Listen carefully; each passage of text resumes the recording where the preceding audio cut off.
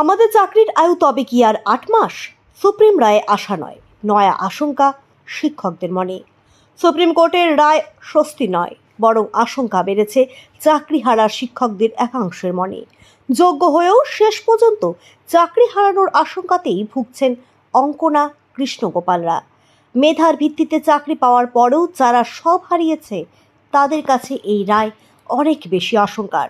মন্তব্য ঝাড়গ্রাম কাপকারী সেবা ভারতীর বিদ্যায়তনের রসায়নের শিক্ষিকা অঙ্কনা দাসের। মধ্যশিক্ষা পর্ষদের আবেদনের ভিত্তিতে বৃহস্পতিবার সুপ্রিম কোর্ট যোগ্য শিক্ষকরা আপাতত স্কুলে যেতে পারবেন বলে নির্দেশ দিয়েছে। সেই সূত্রেই শিক্ষিকা অঙ্কনা দাস বলেন, আজকের এই রায়ের পর এটাই মনে হচ্ছে যে আমাদের এই চাকরির আয়ু আর মাত্র ৮ মাস।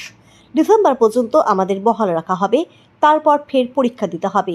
কিন্তু এটা তো আমাদের দাবি ছিল না, তাই এই রায়ে আমরা একটু স্বস্তিতে নেই। সোমবার থেকে স্কুলে যাওয়ার বিষয়েও এখনও কোনো সিদ্ধান্ত নেননি বলে জানিয়েছেন অঙ্কনা। এই বিষয়ে যোগ্য শিক্ষক ও শিক্ষাকর্মী অধিকার মঞ্চের নেতৃত্বদের সঙ্গে আলোচনা করে সিদ্ধান্ত নেবেন বলে জানিয়েছেন তিনি।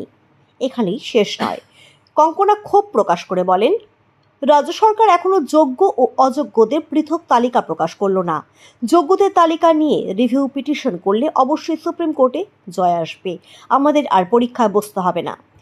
অঙ্কনার মতোই এদিন আশা নয়, আশঙ্কার কথা শুনিয়েছেন অঙ্কে স্বর্ণপদক প্রাপ্ত নারায়ণগড় ব্লকের মকরামপুর ভদ্রকালী গান্ধী বিদ্যাপীঠের একাদশ দ্বাদশ শ্রেণীর শিক্ষক অভিজিৎ গিরি, সবঙ্গয়ের দেউলি কলসবার রামকৃষ্ণ বিদ্যাপীঠের রসায়নের শিক্ষক কৃষ্ণগোপাল চক্রবর্তী, চাঙ্গুয়াল হাই স্কুলের বাংলা বিষয়ের শিক্ষক অর্জুন দাসরাও।